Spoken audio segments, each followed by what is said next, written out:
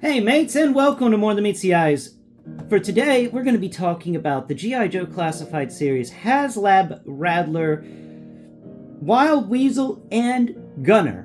I just like that they named that one Gunner. You know, just couldn't come up with something. Come on, you could have been a little creative with that name. But oh well, we got Wild Weasel and we got a Gunner figure, and we're going to talk about them today on my channel, where we raise awareness of the blind and visually impaired through alternative means and methods. And this is including to, but not limited to, talking about action figures from the blind perspective. I am blind, and I'm going to be putting my hands all over these guys, or this guy and this gal. I think Gunner's a female. I'm not actually sure. And you know what? I'm cool with that. So please do all the things everyone else asks you to do below and hit the like button. Please hit the like button. I need attention. We're getting 10,000 subscribers by January 23rd, 2026. So please help me achieve the 10K goal. We've got a little less than 8,000 to go. Thank you again for watching. Now, let's get into today's video without further ado. And I'm talking about these two guys together because they just seem like you can't have one without the other. I'm saving Baroness for another video that we may be doing tomorrow or Sunday, and that's going to be a box opening. I haven't even opened Baroness. I want to be first reaction box opening video for the Baroness because I'm excited about that character, and I've been holding off opening her up so that we could talk about her on the channel. But first and foremost, we're going to talk about Weasle and his Gunner. So let's let's talk about the Gunner first. So we're going to set Weasle to the front of the stage, and he's going to chill over there. And Weasle came with an extra helmet, but not an extra head. The Gunner came with an extra head, but not an extra helmet. So what we're going to do is we're going to take Weasel's helmet off of this head, if we can. Come on now. Come on now. Oh no, why aren't you getting? Oh my God. Well, we know one thing. These helmets really do stay on pretty good. Let's go ahead and maybe if I deattach the mask, if I can get that mask to deattach. Wow, I have to say, first thing I want to state about these figures: the masks are awesome because they do attach very well. There we go. We got the head out. Okay, so that's the face mask and helmet, the spare ones for Wild Weasel, and these are two of the weird things on his legs for Wild Weasel. So we're going to set those items over there, and we can talk about the things that come with your Gunner. And it's not actually much that comes with the Gunner. Gunner comes with a submachine gun. We're going to lower your arm so we can take a look at the submachine gun. Give me your submachine gun. Thank you, Gunner. And Gunner here comes with a submachine gun and a hose. Pardon me, my coffee coming up to say hello. Hose, thing that plugs into the side of the belt for the hose to plug into, face mask, helmet, spare head, and two of these things that fit in the legs, whatever in the world they are, and of course the submachine gun. I got a blast effect in it. This blast effect came with something. There's a lot of things this particular blast effect comes with, but we're going to set that off to the side because we don't need to really have that right now. There it is. Okay, first and foremost, the bend test. Let's see. It's solid plastic. Isn't that wonderful? Oh, I love that. And the stock, though, is a rubbery plastic. Ah, that's cool. So that makes the stock a little more malleable than the rest of the gun, and that's nice. I like it when the gun is hard plastic. It's easier to get it in and out of the action figure's hands. Does it have a? It does have a little ammo pack to it. Now we're getting so many of these ammo packs. Good grief, we've got a lot of them now. Every character basically coming with at least one, except Wild Weasel didn't come with any. Now, it does have a little scope at the top of the gun, but it's a compact submachine gun, and actually by its stock here, we can see that it will actually fold down even further so that they can store it in the Rattler with them. But there isn't a storage location in the Rattler for this gun to go.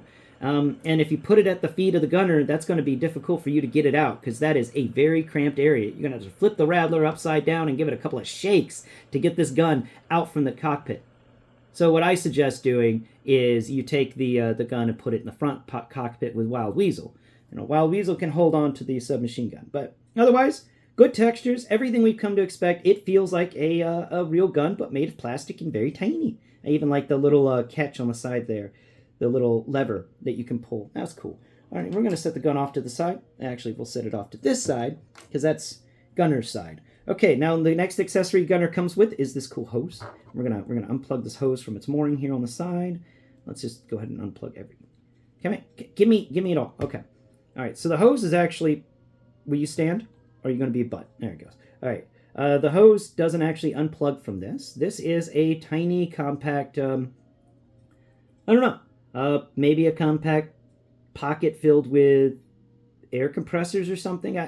Tanks? No, it's too small for that. Possibly it's supposed to connect to other hoses inside the Rattler, and the Rattler is the one that holds the oxygen tanks to allow these guys to breathe in high altitude. But the hose is really nice. The pocket that the hose connects to, that actually feels cool. We got a couple of switches on it, so it's not really a pocket, more of it's a device. There's a switch and another switch, and then the hose has this really nice texture coming up all the way up. It actually has a bit of a twirl to it, so it looks like it's been well used. I like that, and it's got a tiny little port to plug into the helmet. I wish that port was just a smidge longer to make that helmet connection a bit sturdier, but that's the hose. I'm going to set that off to the side. Now, we get a face mask with our Gunner, and the face mask for Gunner and Weasle are actually the same. But we can go ahead and peel that face mask off. And this is a nice one. This is actually better than the ones we got with the classified Haslab Dragonfly with those characters, because this one, it has a better connection port on it. I think this one's a much easier. These masks are much easier to connect into the helmets than the Action Pilot or was it Crazy Legs that came with the Dragonfly, or was it Footloose that came with the Dragonfly, and then the guy with the red hat, which I'm blanking on his name right now. Anyway, those two guys had really nice face masks and they worked out pretty good. But this one really likes to connect. So I'm going to give this face mask some high props. And also, its textures are really cool. It feels menacing.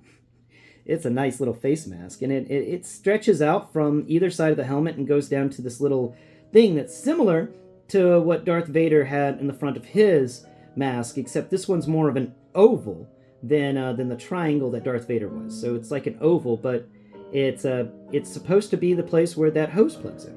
And the hose plugs in pretty well. We can go ahead and showcase that real quick. Here's the hose, here's the thing, and plugging it in. There we go. It's actually much easier to plug the hose into a face mask when it's not attached to a face, but there we are. Face mask and hose attachment. It's fun. Okay, next up, helmet.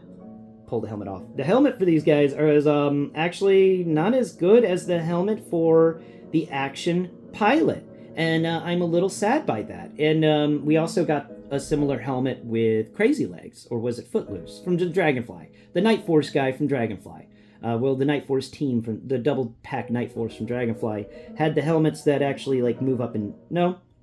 One of them had the helmet that can slip down to cover the face, as a little face shield helmet. And this helmet would be cooler if you could move the face shield up and down. And I'm wondering if I should switch out helmets with the Action Pilot for my for my Gunner and Wild Weasle, because it's just a little weird that you can't open these helmets like you could the others. But not too bad overall. We got some little bends in the metal down towards where the back of the head would be. We've got some little bumps on the sides where the attachment is for this face mask to slip up and down, but it doesn't slip up and down. And then the face mask, of course, which feels like it's made of some sort of clearish material. Let me know. Are these glasses on the face mask made of a clearish material? I would love to hear from you. So that's the face mask and helmet. Now we're going to set that off to the side. And now let's come over here and start talking about this figure. Any more accessories that you have to give us today? Oh yeah, you came with 2 pistols. So you got a pistol here on the side, hard plastic pistol. Normal 9, it feels like one of those 9mm pistols that we've gotten with a lot of our G.I. Joe classified figures. Typical pistols that we get with our, our Cobras. So we get 2 of them, 1 in each side. It's got double holsters, kind of like the guy from the pilot of the Dragonfly, which I'm blanking on his name right now. Oh man, what's up, Cream? Do you want to knock something over while you're coming by? No? Why, thank you so much. So that is the accessories. Those are some decent accessories for a pack-in figure. You know, I wasn't expecting many accessories, but I do appreciate the accessories I got. Now let's talk about this figure's last accessory, the spare head. So this means we're going to talk about the heads together. Now, will you stand up straight, please? Thank you. So this is one head, and the spare head that comes with it is, let's see if we can get some sort of understanding what's going on here. So first and foremost, for the spare head, we got a face mask that goes across the face, right above the nose. You can actually use your fingertip or fingernail to find the line where that face mask folds over the nose. It's really neat. We got the eyes in there, no sunglasses or anything like that. And then up here we've got some hair. It feels like it's cropped real short. I could have sworn Gunner was supposed to be female. Oh no, wait, you know what? I'm probably mixing up the Gunner from the Hisstank in this one. But this hair is actually feels like this person's cut it very short. It's got a buzz cut, but it feels like it's also kind of combed back. So whatever hair there is, it's been combed back according to the textures I'm feeling here. So that's really neat. And I think that's kind of cool. I like this head. And this head's actually got a weird design to it. This is not something I'm used to, but they kind of gave you the neck and the head together, and the head and neck, they have their own joint in there. And the neck's actually got some really good detail. Look at that. There is an Adam's apple in this neck, so that is definitely a guy. That's an Adam's apple. And then these two little places where the tendons come down into a point at your collarbone. Yeah, they put those two tendons right in there. That's really well done. Those are some nice textures. Thank you so much for the wonderful textures. So that is the spare head. Now, the head that actually comes with the character. Let's see, do you also have a face mask? You do also have a face mask on. You have eyebrows and eyes, and not much different except the hair. The hair for him is very rugged, very rough. It actually feels like African American hair. So, is this guy African American, or am I just messing up there? But this is the better head in my opinion. I like this one better. It came with a figure, and I like the fact that the hair does. I like the feel of that hair. That's really nice. And we get to the back of the head, we get more of the shaved down look like buzz cut. So they both have a buzz cut. It's just one of them has a different type of hair than the other one. It feels cool. Yeah. We're going to come, now we're done with the talking about the heads. Let's come down and do the normal thing that we do here at Blind_Prime, where we talk about the feet first. We go down and talk about the undersides of the feet, and every single time I'm either happy or upset. And this time, I'm happy because they actually textured the underside of the feet. There's all sorts of boot textures there, everything that we come and love to expect. We also get on the top, we get some wrinkles in the boots, meaning that this person's worn the boots long enough to break them in. Cool. And there's a negative here of the boot. Is there a boot swivel? Or is that just pants? Do you have a boot swivel? You don't. No boot swivel. There is a foot swivel, but there's no boot swivel. And that's one of the reasons I've been having difficulty actually posing this person. What fell? Oh, one of these things. Oh, nuts. Can't be losing those. Those are weird, and I keep forgetting to talk about them. We're going to talk about them shortly as we get up there. You know what? We're just going to leave it out because for the sake of the video. Yeah. So, above the boot, we've got pants that aren't tucked into the boots. Like, wait, what's wrong with you? Why aren't you tucking your pants into your boots, Gunner? You lazy? That's going to give you some problems if you have to bail. Actually, no, wait. Are they tucked in and they're just kind of folded down? Wait, I think they are tucked into the boots, but they have a texture of like they're folded down over. So like they're incredibly long pants, and then he tucks them into the boots, and then the flaps fold over on the sides. Maybe that's what's going on here, but that's the boot. Now, there's a neat texture on the inside of the leg near the boot area. I can't really figure out what's going on there with that, but that is a very rough and unique texture. We come up here to the knee, no knee pads, because this is a flight suit. We come up here to the thighs, because there's not really much more to talk about with the legs other than the wrinkles in the fabric, and that's always fun. Now, this is interesting. He's got these slots that are cut out of his legs, and that's so that this weird thing can fit in. And this is supposed to be some sort of table, a little like maps and stuff that they can fold down over their thighs. For pilots can do that apparently. I had no idea that this even existed. And you know what? As much as I've looked at cool machines, I've never really looked at what the materials are that the person uses that works those cool machines. And now you got to find out how to get this little piece in there, because this is a little half circle piece. It's got some clips in it, and it just kind of shoves into this spot on his leg. But it doesn't ever want to shove into the spot on his leg, because it's just such a weird thing. It's such a weird piece. There you go. I think I got it in there finally. So that's the weird piece of what he came with on each side of his legs. I don't really know what to say about them. They feel smooth. They're just odd. They're just odd. And they're really small too, because they only cover a little bit of the thigh, and it keeps falling out. Did I put it in backwards? No. Maybe it goes in like this. Or maybe it broke. I hope it didn't break. Let's see. Because then I'm going to just have a giant hole in the side of my my guy's thighs here. Like, I don't... Why aren't you fitting in? Mike, no.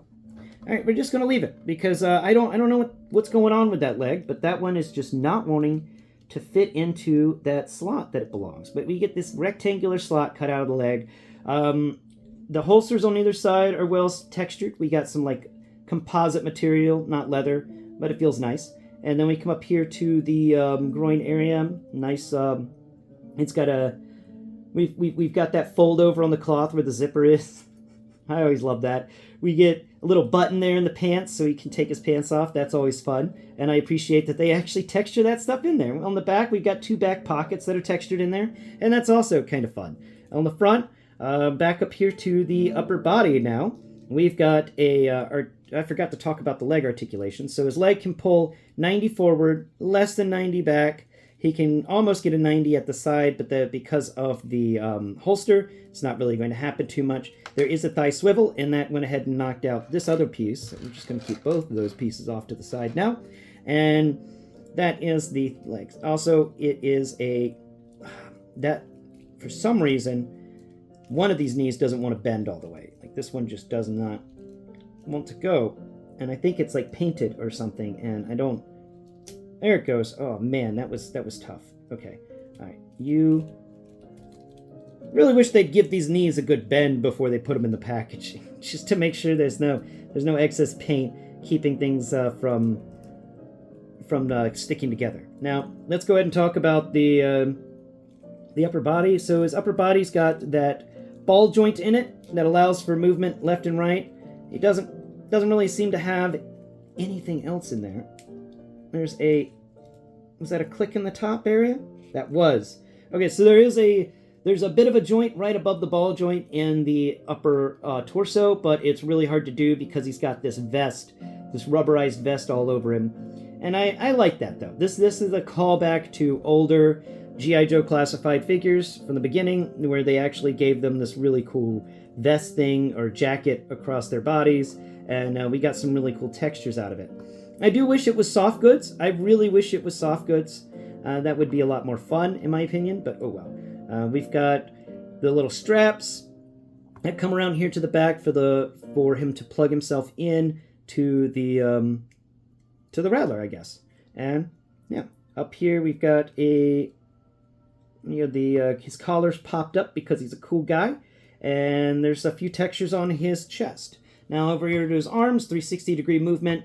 And then we can raise it almost at a 90 if we pick it all the way up forwards. And now his arm isn't wanting to work with me. What's going on with you, arm? There we go. Raise up 90. There it goes. Double jointed elbows. Gotta love the double jointed elbows, right? Yeah. And then hand spins around.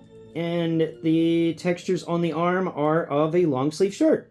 It's another pilot suit. He doesn't really have anything on his wrists, though. And that is the pilot. On the back, very smooth, very clean, with just a couple of wrinkles. Not a bad figure. Not a bad figure at all. Comes with some decent accessories, and mainly just lives to live inside your Rattler. So that is the Gunner. And the Gunner, I'm going to give an A rank to. Yep, the Gunner's going to get an A ranking. I think that the extra head is fun, and his textures are a lot of fun, but he doesn't really pop to me. He doesn't really scream S ranking, but he's pretty good. So now let's come over here and talk about Weasle. Wild Weasle, yay! Wild Weasle also comes with two of these weird little half-circle things that plug into his thighs, but he also comes with the ones that are really long, that have maps on them and stuff. Wild Weasle also came with another helmet, which I set off to the side so that we could talk about. Where's all of your accessories, Wild Weasle? I said a helmet, and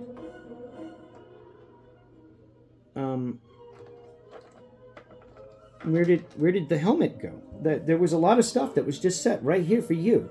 We were going to talk about it, and oh, here it is. Okay, I guess Cream did knock something over. Yeah, Cream did attack something. He knocked this helmet around. So the helmet for Wild Weasle, the spare one, is exactly the same as the Gunner's helmet. He does come with two masks, and apparently one is got a worn paint on it. It looks dirty and stuff, but they didn't really do any enhanced textures with the other one. So I'm not sure which one of the face masks is which, but the helmet doesn't change, and the two little things that plug into Wild Weasle's upper thighs don't really change from Gunner. The hose is the same as Gunner's. Let's go ahead and unplug the hose. Get me your hose. Thank you. And we're going to unplug that. Wild Weasel's other helmet is different. It's got a big cut out of the side of it to reveal Wild Weasel's scarred up face, and I like that. I think this helmet's really fun. So we're going to go ahead and remove the face mask from the side of this helmet so we can pull the helmet off and we can talk about the helmet. Give me your helmet. Thank you. Okay. Now, stand up straight, boyo. Thank you. This helmet here is really neat because it's the first battle damaged helmet we've gotten, and this is a really cool battle damage. I feel like, what in the world hit you to take away so much of your helmet? Good grief, and you survived that? Wild Weasle, that is awesome. Good for you. Because, wow, not many people would survive something that would destroy their helmet like that. But the helmet on the right-hand side has a face mask, but on the left-hand side, we've got a hole in it that's so big I can fit the tip of my finger in it. And that reveals his left eye and the side of his face that's all scarred up. And that's really cool. And we get somebody that Scrap Iron can get along with, because this guy's also all scarred up. But his scars don't feel as nice as Scrap Iron's scars, and that's definitely going to lose this guy some points. Like, there's scarring there. I can feel a little bit of roughness, but it's nowhere near as cool as Scrap Iron's scars, and nowhere near as easy to tell as Zaymot's scars, or was it Tomac's? Which one? Zaymot had the scar, right? Ah, crap. Anyway, this guy's, there is some scarring there. There's rough stuff on the side of the face. I just wish they'd given him a little more. His hair, it's been combed out just a little bit, but it also feels like it's cut very short. And he's got a very short cut, pilot's cut, if you will. No, I think pilots are also known for having longer hair sometimes.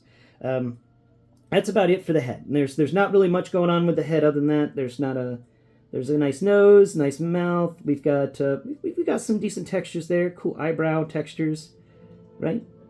Yeah, one of the eyebrows is textured. The other eyebrow is slightly textured and then leads into that scar. That's nice. Now we're going to come down to the bottom of his feet. We've got feet that are textured. Perfect. Not much different from him than the Gunner when it comes to the legs. Very similar leg structure here. Actually, I think they got the same legs. So the texture's coming up the same. The joints are all the same. No boot swivel, sadly, but we get a foot swivel. I do wish we got a boot swivel, but oh well, we do get a thigh swivel. He does have and that thing fell out. Wherever it went, crap, it bounced. Oh no, wait, that's not it. It bounced. It bounced. Here it is. Found it. Okay, so this is like a little pull-down map thing that goes across his thigh, and he's got two of them, one on each thigh. He's also got a pistol. but he only has one pistol because, you know, he doesn't get out of his real weapon is the Rattler. Like, his accessory is the Rattler. So he just gets one pistol. Like I said before, the pants are the same, so there's not much talking there. All the legs are his entire legs are the same as the gunner's legs. Coming up here to the upper body, we get very similar textures to the gunner, almost exactly the same again. Actually, no, I think it is exactly the same, probably colored different. The arms are slightly different. He's got pockets. He's got a pocket up here on his upper arm on each side.